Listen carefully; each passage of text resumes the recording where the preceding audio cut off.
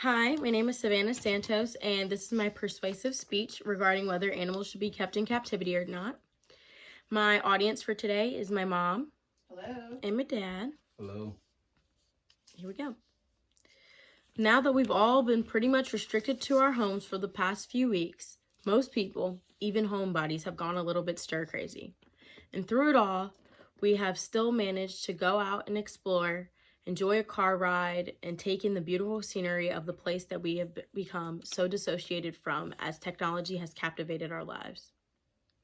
As the outlook of this crisis looks dim and show little to no signs of changing anytime soon, suicide rates have gone up and a panic has ensued with the sheer thought that our lives, or even as little as the next year, may be like this.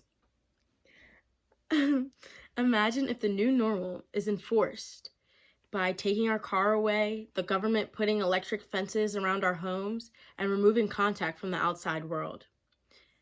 Will it be better for the children that grow up in this society that know nothing better? Or will they still crave to see what happens be outside of those walls?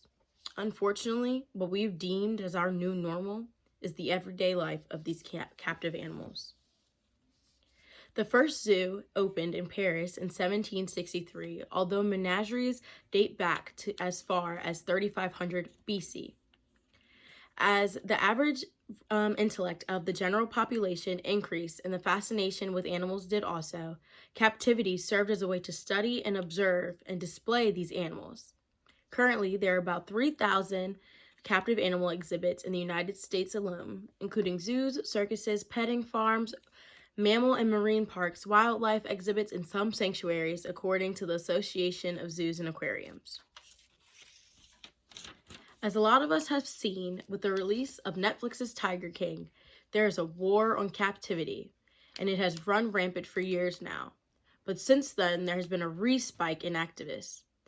What begins as a way to educate, protect, and repopulate turns into a competition for money and recognition with the human desire to be the best.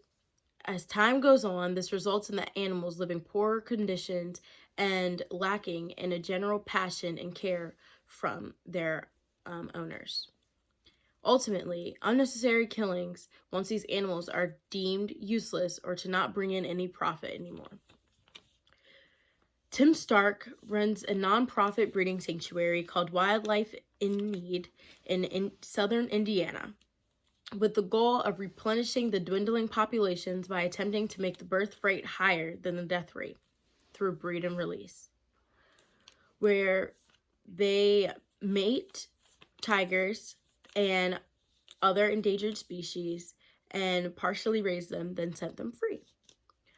However, no matter how much we try to simulate it, the lifelong captive animals will never be ready to be returned to the wild.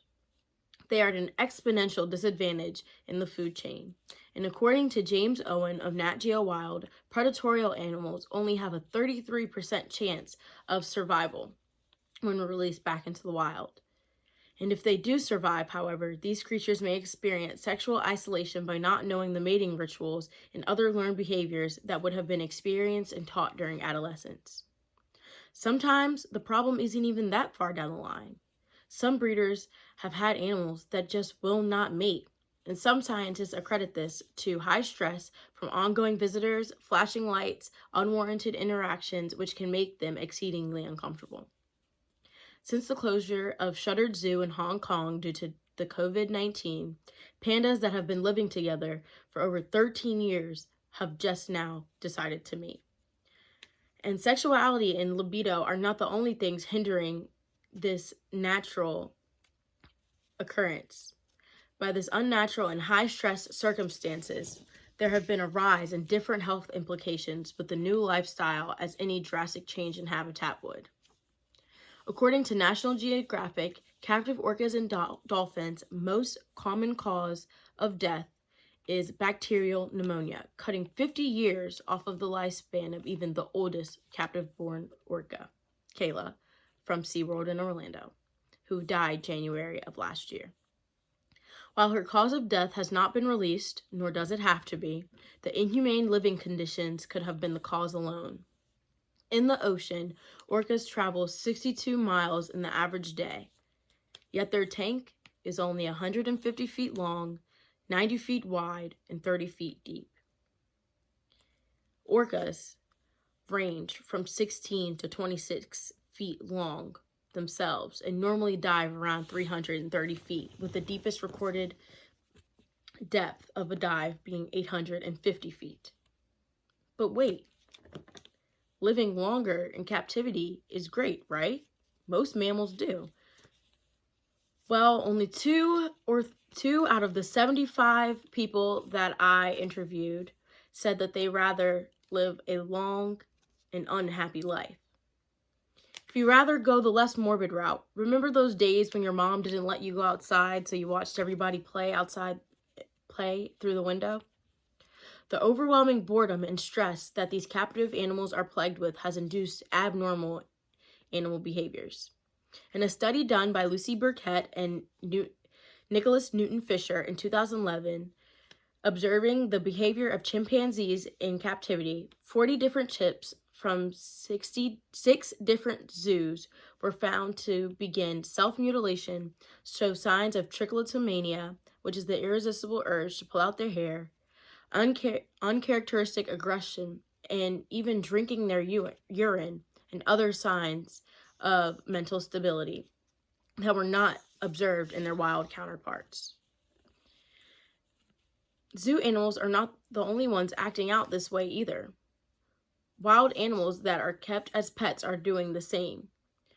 During the Golden Lion Awards in Berlin, Germany, Joe Bodeman, who was known for his love and interaction with big cats, was attacked seemingly out of the blue by his lion Ken. Luckily, Bodeman survived and was able to keep his leg, and is only reminded by the strength of these creatures by a simple scar on his lower leg. Not everyone is that lucky, however. In February of 2009, police were forced to shoot and kill a chimpanzee named Travis dead after literally eating the face off of Carla Nash, a friend of his owner.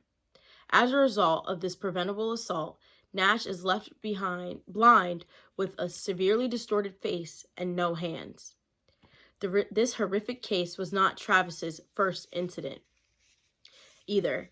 He had an outburst involving the cops in 2003 and 2 other cases in the 90s that were not pursued due to him not having teeth at the time.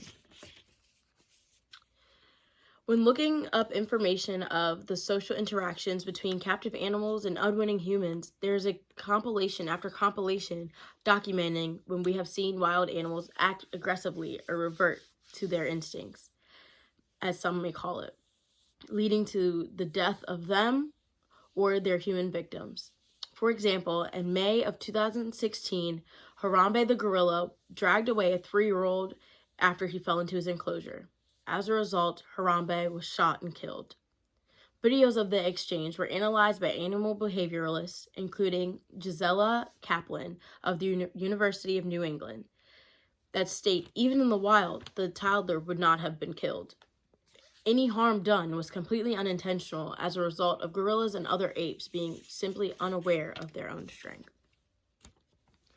While I understand that nature is beautiful and complex and that the curiosity that comes with the vastness of it all may be irresistible at times, but a line needs to be drawn somewhere. The wild is hurting greatly. With 41,000 endangered species, 4,000 of those are kept in captivity. From that, only 6 have been able to replenish with those captive goals. There have been 1,610 fatal attacks between 2008 and 2015. 33 of them have been fatal, non-venomous animal encounters in zoos. All of them did not need to happen in the first place. The biggest pill to swallow is that we as humans kill more animals than will ever kill us. And no matter how much we try to help as a population, if we are really trying to help these animals, we need to start with bettering the environment first, ending deforestation, bringing an end to poaching, and lowering our CO2 emissions to start. And then let's see where the population rates go then.